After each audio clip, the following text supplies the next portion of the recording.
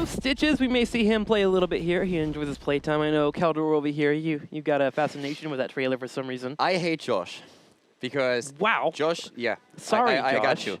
Here's the thing. Every single time I mention I want to have more Stitches playtime, it's never played on the European broadcast, but once we drive back, it's played on the North American broadcast. Yesterday, he comes into the office and said, I know you love the Stitches trailer. And I'm just like, yeah, but he didn't show him. I go back and watch North America. What's the first thing I see? Playtime. It's obvious. Josh likes North America more than us. That's what it is. It's simple. He hates us. Dread and Especially Gilly. me. It makes me sad. I cry myself to sleep every night. He cries, Josh. Do you know how much effort it takes for me to get out of bed in the morning and come to the show? Say, do you know how much effort it takes for me to cry? I have to force those tears out. I have to drink water. All right, let's go and get ready for Battleground number 2 here in this Best of 5 series. FNATIC and Dignitas still facing off. Dig will take the first pick here, and we are going to Infernal Shrines. Yeah. Infernal Shrines. And talking about playtime, this is a map where we actually could see Stitches. So we had the hero, of course, here several times already. It's usually the weaker teams that prioritize him to that extent, but the slam build gets you a lot of value.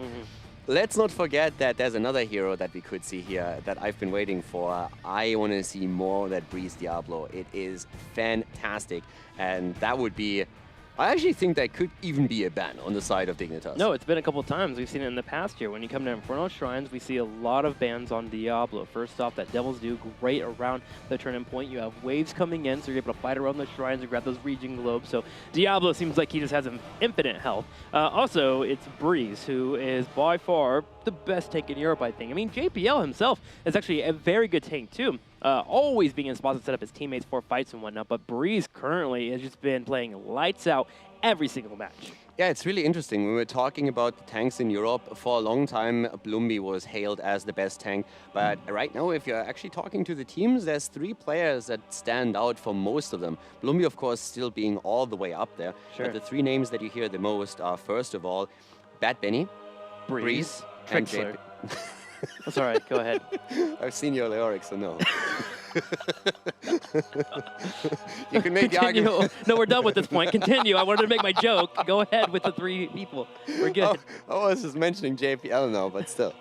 Awesome, man. Well, we're going to see these tanks as they play today. But you guys have been talking about the matches already, so Twitter is getting lit up here as we have one of the best matches of the day here.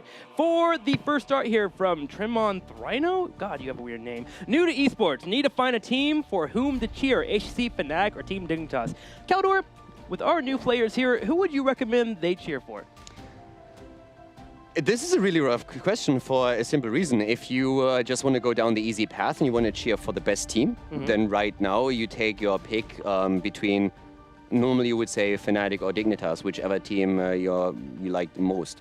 But at the same time, we have a lot of teams that have really cool players, huge personalities.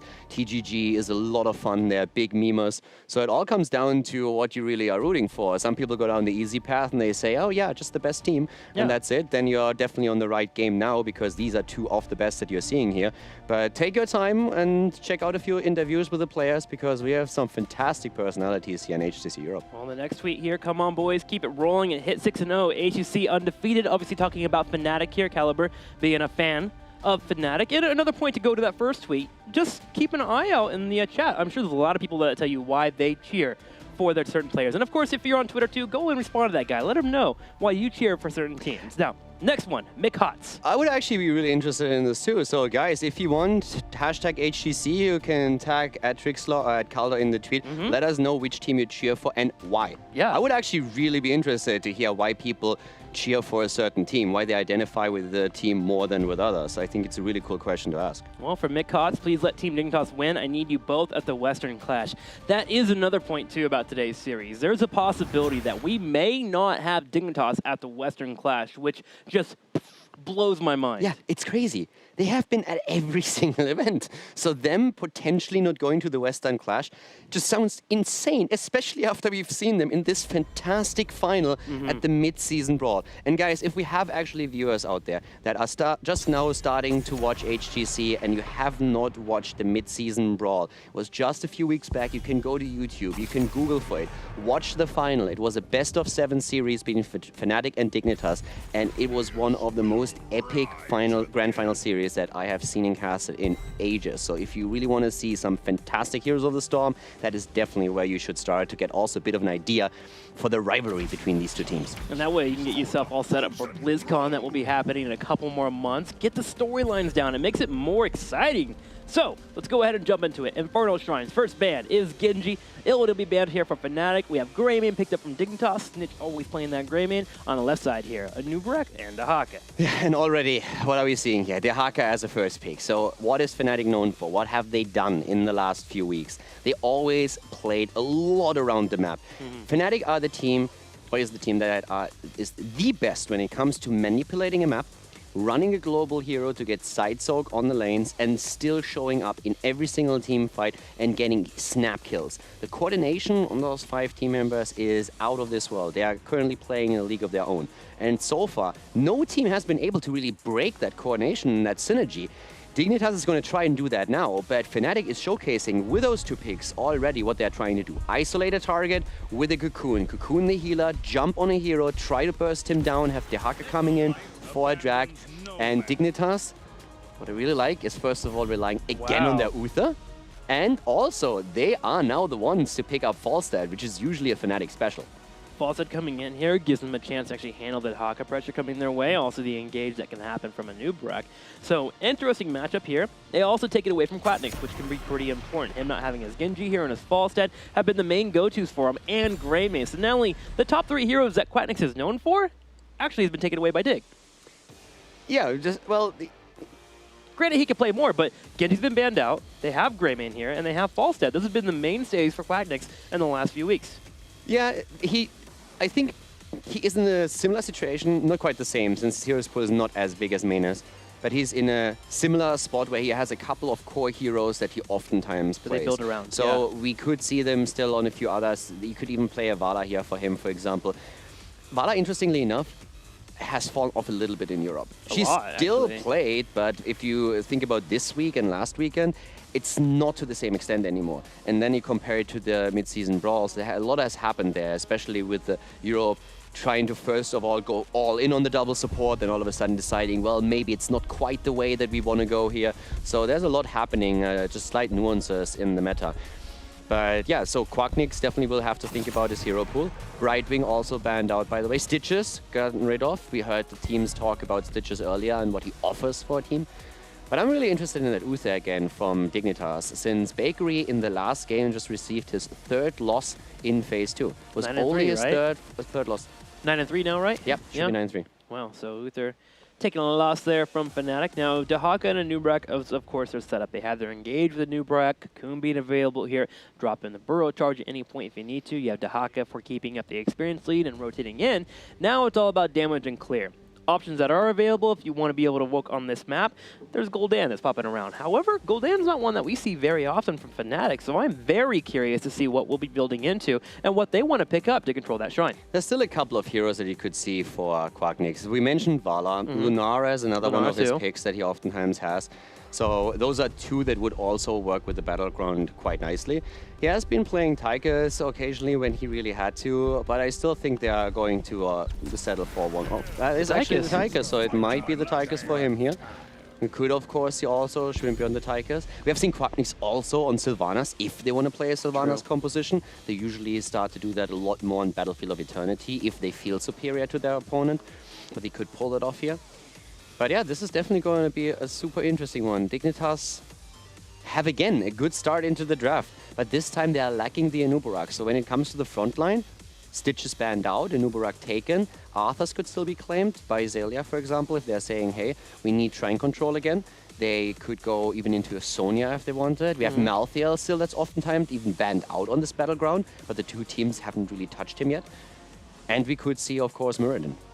I wouldn't mind seeing a Sonya Muradin from Dignitas. First off, just be a little bit on the unkillable side. You're able to get some pressure on that Tychus. You can control the Shrine phase pretty well, too. Wouldn't be too shabby for them. You also do well against Dahaka and lane. You don't have the rotation that Dahaka has, but you're still a pretty solid pickup, and you do well in that lane. So we'll see what Dignitas is going to grab now, as we're going to have our 4th and 5th pick right now. It's going to be the Muradin and actually Malthael coming out. So Malthael is a hero that gains a lot of his strength and his team fight abilities later on in the game. And there's Quacknick's hero. He goes for Lunara. So, well, actually, we could see both of them. There's a bit of overlap that we have between Quacknick's and Shrimpy. So I would still expect Quacknick's to be playing Lunara and Shrimpy on the Tychus, but they could also swap those two roles.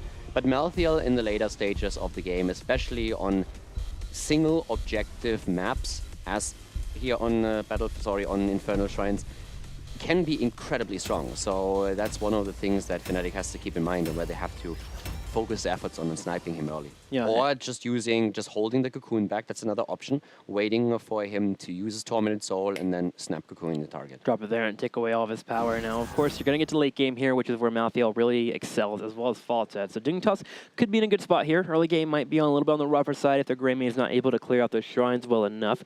But on the other side here, FNATIC does have a really good tool here for being able to deal with that Malthael. First off, we already mentioned the Anubek Cocoon here from Caldor, but Lunara in general is very destructive against a Malthael. He has a really hard time getting those auto attacks off on top of her. She's able to move out, bring out that poison, slow them down, and they can take the chase back. When a Malthael is running, he is having a really hard time in a fight, so it's all about getting that poison spread out. Yeah, and looking at the draft and just how FNATIC played the last map, I'm actually starting to be a bit afraid for Dignitas here. I think the draft for FNATIC is really good. A lot of burst on the Tychus. Keep in mind, you also just picked the Muradin into the Tychus. Yeah. There's very little else that you could have done, I feel. Muradin fits the role very nicely. You can go into an Arthas, but the problem is Arthas is even more of a sitting duck since he doesn't have the escape. So with Muradin, you have at least the opportunity to hop away from him. But that Muradin needs to be very, very careful. So FNATIC has a lot of tools to work with where they can just think, okay, do we deal with Malthael? Do we go down the route targeting the Muradin? So they have a couple of things they can definitely do here. And I think with the coordination that we have seen on the first map, Dignitas need to really step it up or they're going to lose out here. Let's see if their coordination will pay off for them as we go into game number 2 in this best-of-5 series. FNATIC is currently up 1-0. Let's get it started here on Infernal Shrines.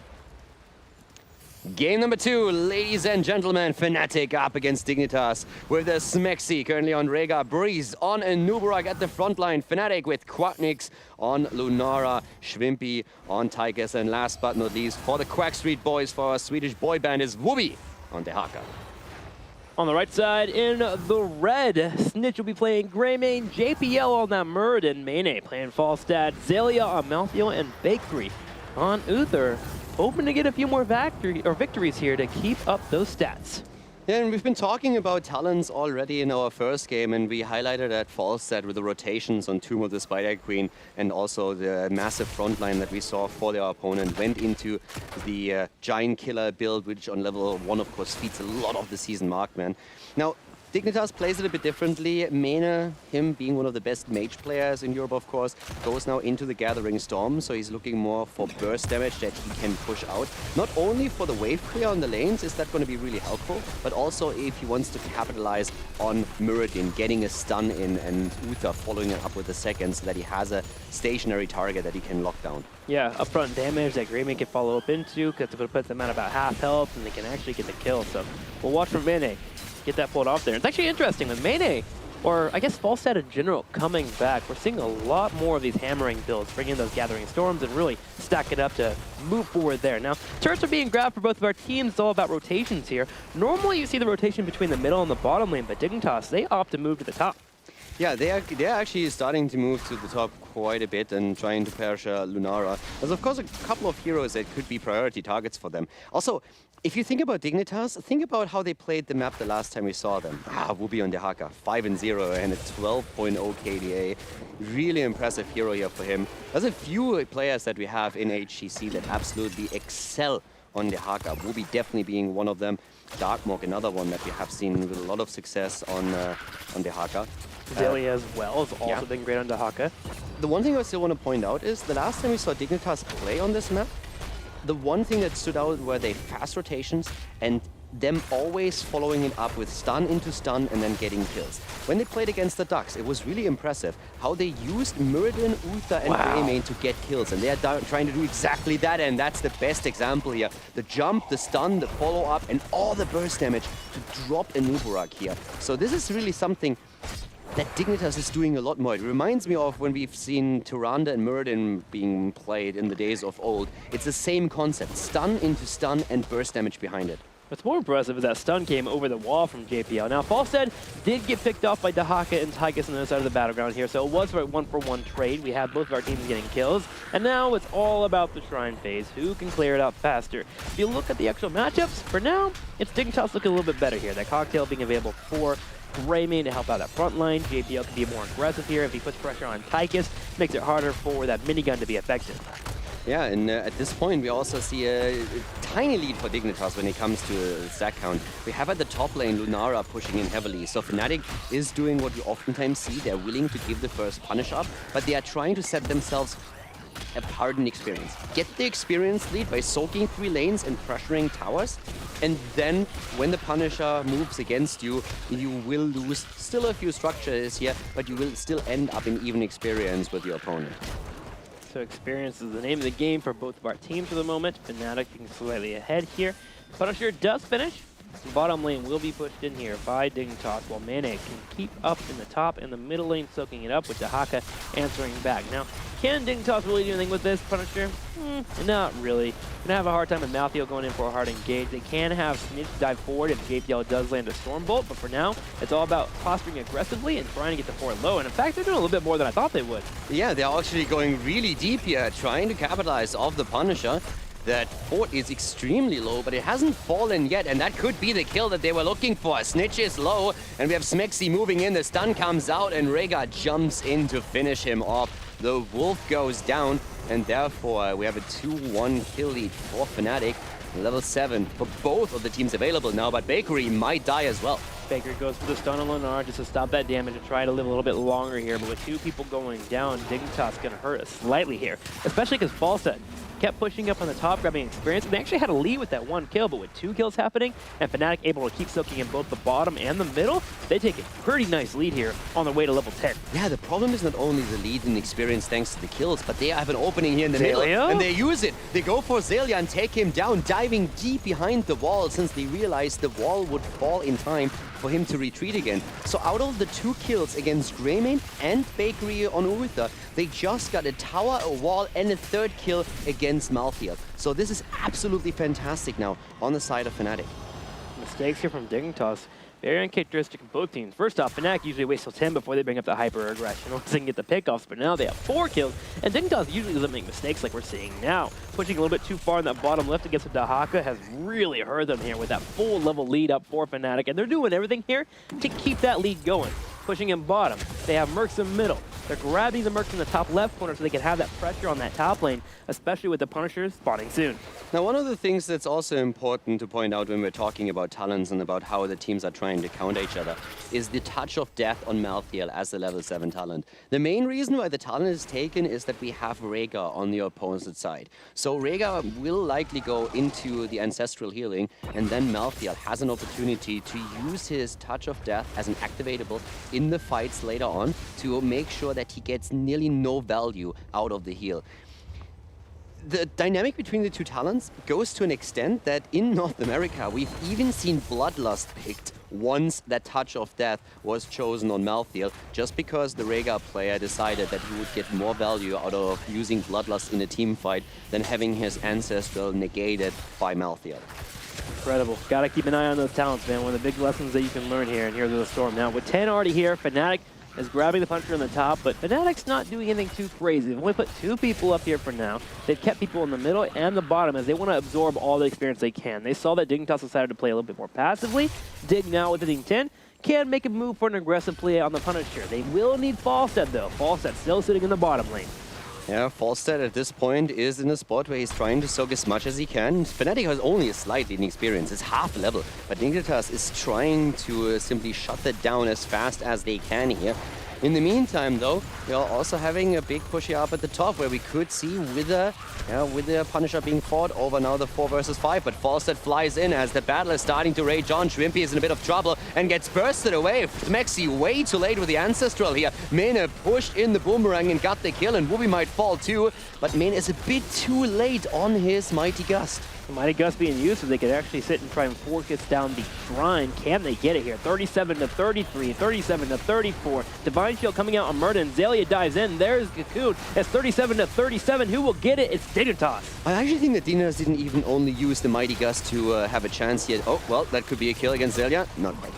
To get the Shrine. I really thought once they saw Dehaka burrowing, they were trying to use the Gust to isolate him from the rest of the team. The problem is he was just a bit too late, and therefore it didn't matter. Dehaka was pushed back too, so Mene using the Gust here still secured him, as you said, the Shrine, but they could not get the kill. They still have a bit of momentum going for themselves, and they have actually taken over the lead in experience now. Now they have Punisher in the top taking out the fort, and they also take the infrastructure lead here. They have the fort in the top and the bottom. Falstad pushing earlier, the one we mentioned, was able to get enough minions going to where Dignitas has now has a massive lead in both control of the map and experience. Exactly. Absolutely right. Dignitas in structures is now way ahead of their opponent, and that is great for them. The lead in experience is tiny, but it's really that structural advantage that helps you so much to fight over another Punisher. And of course, for now, the main goal for the two teams is to get their level 13 talents in time before the next Shrine spawns, before we are fighting over another Punisher. And that should be pretty easy for both of them with the globals that they have and the ability to split here. FNATIC has 4 kills against 2. They have already shown how dangerous they can be in these team fights, but the last one definitely didn't go their way. With them losing out on Tychus so fast was a big problem that I think they just underestimated the pressure on him, and then Smexy used the Ancestral too late, and we saw Tychus just die way too early. Yeah, pivotal a bit more, or the kill more pivotal for Dignitas, as they'll be getting 13 now, and you mentioned the 13 for both of our teams. They're getting it easily. Dehaka's in the top, pushing in, and with the Mercs already in the middle, Dignitas in a good spot to push down here in a little bit, but don't want to meander too much. Again, with Dehaka being in the top, you're gonna need to get false into that rotation over here, but they can elect to put pressure on the middle lane, which is the only thing standing here for FNATIC in terms of active defense. One that you were talking about earlier. If there's a Punisher here in the middle, FNATIC will have a chance to tap back and keep equal footing against Dignitas. Yeah, and the problem for Dignitas at this point is that they are still in a spot where they really need to win one of the team fights, and it hasn't really happened for them just yet. FNATIC is currently winning a lot of these fights. The kill that Dignitas got on the last Shrine was mainly against Tychus, so currently we're having even Lunara holding back their 13, just thinking about what she needs here. Is it going to be a greater spell shield to mitigate the damage coming out of Falstad in particular, and of course Malthael? Or are we going to see more damage for them, especially with the potential? There's the Giant Killer. Could have even gone into unfair advantage with all the stuns they have, but Giant Killer works too. But I love what Dignitas is doing here. They're simply not caring. They go up to the top and they're pushing the keep. Aggressive play from them. They'll get the wall open, which is good for them later on, especially with these Mercs pushing in. They will force someone to come back and defend, and FNATIC decides to send back Tychus and Rhaegar, who are pretty good at the wave clear game here. Dog at the same time will be in the bottom and come in for a rotation as a concave on top of Dignitas. They need to get here with a 25 lead. FNATIC is still in a good spot here where they can force the situation, especially with an Odin. Yeah, so they are way ahead in the minion count, and the time frame that Dignitas just achieved for themselves is not enough to make up for it. There's the Odin already popped in the back. Shrimpy wasting no time. They want this one, and they are going to get it. Absolutely no doubt about it. We already have Dignitas yielding the ground since they realize they won't be able to get the Punisher, so they have to make their stand at the fort. JPL just melting to both a combination of Tychus and Lunara with that Giant Killer at 13. The main goal for FNATIC here is to make sure that Murden cannot be in their face. If Murden's not in their face, it's going to be a little bit harder for Malthael to get in there as well. So we're going to watch for Dignitas as they try to fight around that level 13 talent spike that has came in here for Lunara. At the moment, it's all about killing this this Punisher. Already at half health, and FNATIC can make a move here for keep wall. Yeah, Dehaka with the race car build here already using the brush to speed himself up a bit and protecting the Punisher so that they have an easy time getting the wall. And as the Punisher is still on 50% HP, they now have a bit of wiggle room where they can start moving into the middle. Gust attempt here from Mene, going straight again for Shrimpy, and he is dead. Tychus down, great isolation, leaving the Punisher at the bot lane, and then sneaking in from the side with a great positioning on Falstad, getting the perfect angle for the Mighty Gust, and then there was absolutely no way for FNATIC to save Shrimpy, so great play by Dignitas. That's one way to get kills here if you're able to get around. You have to have Murden in the face, but you can come in for the Mighty Gust and bring a squishy target like Lunara and Tychus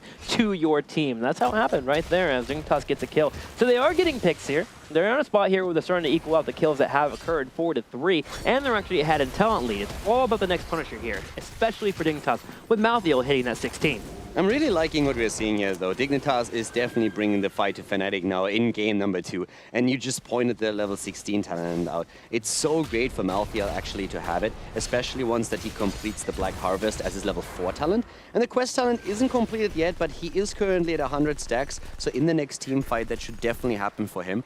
It's also noteworthy that Xaylia opted to go into the inevitable end on level 13 so that he can basically cleanse himself. He becomes unstoppable, and then that's going to be really important against all the stuns that we're seeing on the side of the opponent. It's important to grab that talent also because of Rhaegar's totem being dropped down. You want to be able to move through that and chase Lennar consistently. Lennar will be getting away from you, so being unstoppable, you don't want to be slowed. Cocoon as well. Yeah, Cocoon too, yeah.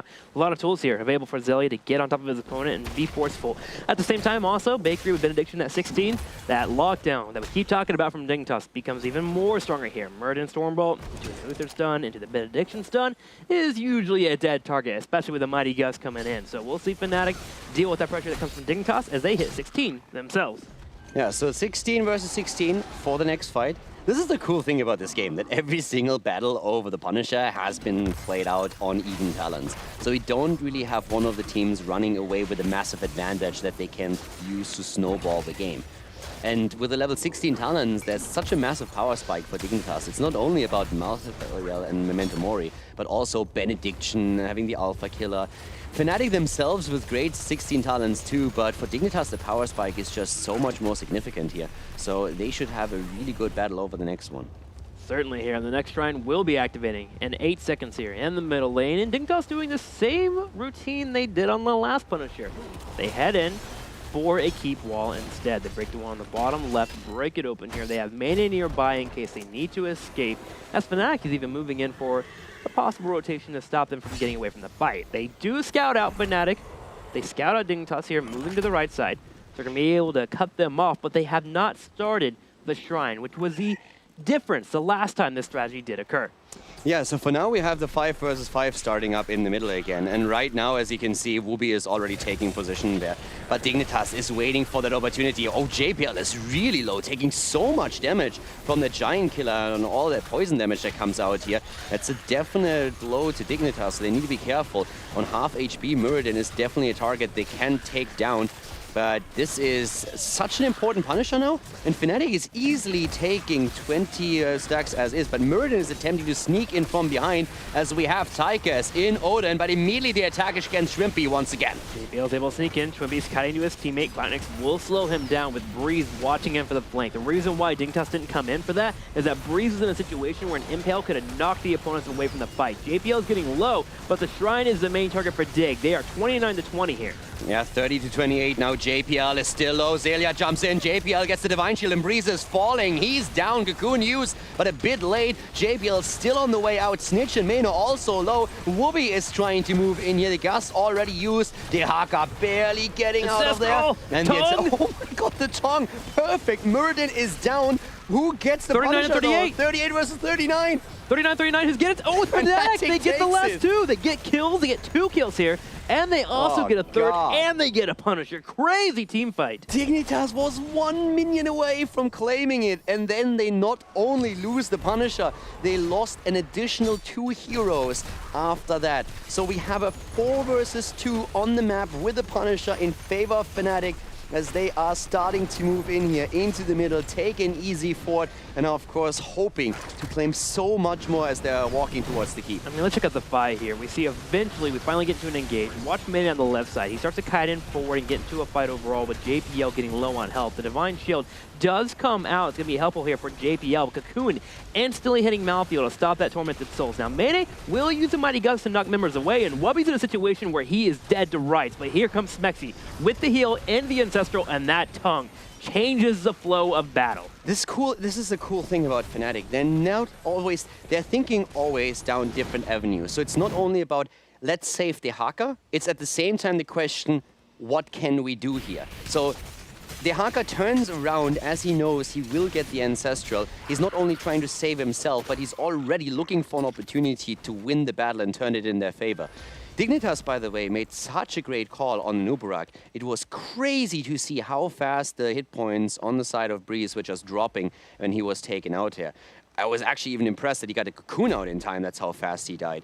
But overall, FNATIC with a great team fight there. Dignitas are still showing their teeth, and they haven't lost the keep yet. So it is a leading experience for FNATIC. They have their Storm talents, but it would be very surprising if Dignitas would not be able to claim the 20 as well. What FNATIC is currently trying to do is capitalize on the advantage. They are trying to push the bot lane, they're trying to put some pressure onto the keeps, and if they can't get that, they will at least attempt to get a few of those mercenary camps for free. Yeah, at least open up this side here. They've gotten all the turrets cleaned up, working on this turret as well, clearing out the minions, and just forcing Dignitas down to this general area while they can keep this lead up before Falstad rotates in. Now, they do have to be mindful of a Mighty Gust. This is one of those weird scenarios where you do want to push in it and exploit your level 20, but you also have to be aware of the possibility of a Falstad flying in and Mighty Gusting your entire team behind their keep. Yeah, and already Dehaka is just anchoring the side and staying in a brush there, waiting for Falstad to show up on the map again.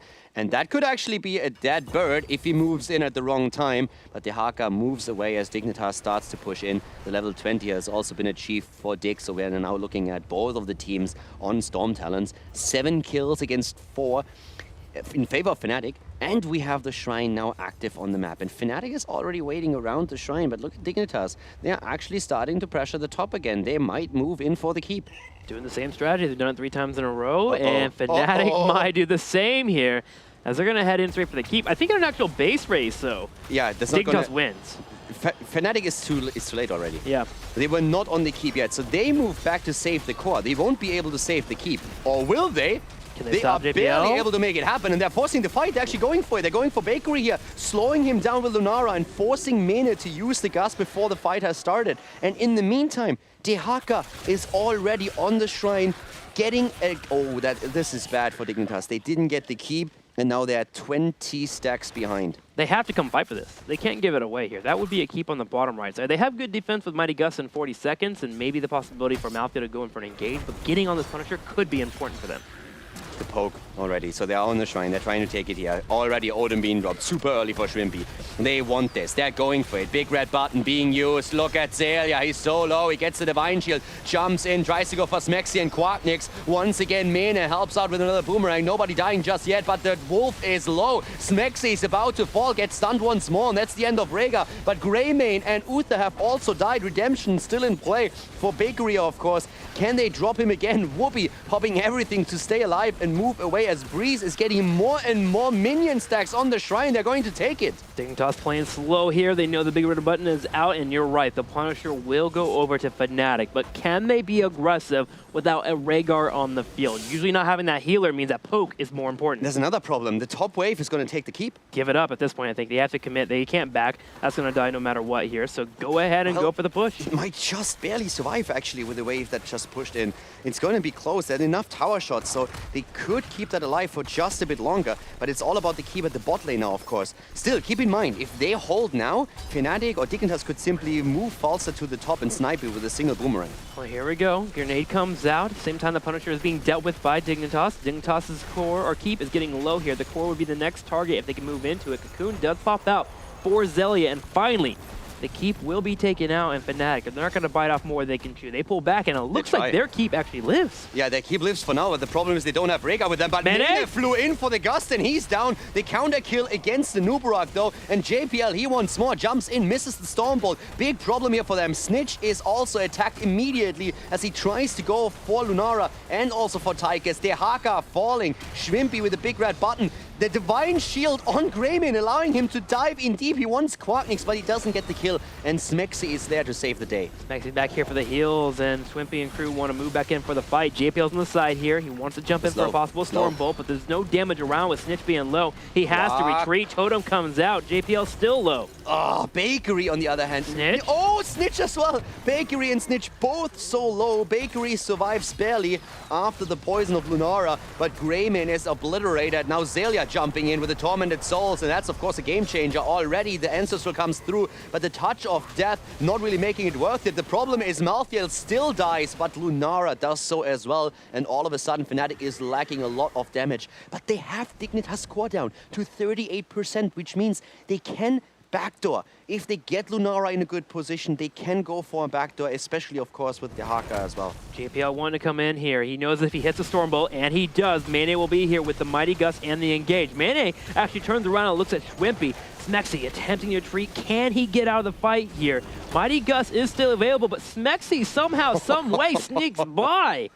That game, the finish here, is crazy. Cocoon being used. The Haka is here. It's a 4 versus 3. They go for Muradin. He pops. No, he doesn't pop the Aerodite, but he gets a heal at least. And Bakery is now finally going to fall. The question is, are they going to get Muradin too? Bakery does not have redemption. Yeah, he's going to get picked off. He even needs a Divine Shield. He's just buying time here. While Dahaka and Anubrak kill Muradin on the right side, they do get the kill on him. Bakery is going to fall as well, and Lennar will be up in 4 seconds. Dignitas, can they move in for the core? They should be. It's a 5 versus 3. There's no redemption. There is redemption. What? Has it really been 2 minutes? It's been 2 minutes, apparently. Bakery is being chased once again. Now we can confidently say there is no redemption, as Bakery will die to poison here on the left side. The Shrine does activate in the middle, and all of Fnatic are now grouping up and heading towards the bottom right. They do have to be careful. There's still Mighty Gust up in 10 seconds. Yeah, I could have sworn that he was still on cooldown, but right now this is a fantastic position for Fnatic to end their game, and that would be the 2-0 lead here. So let's see if they can make that happen.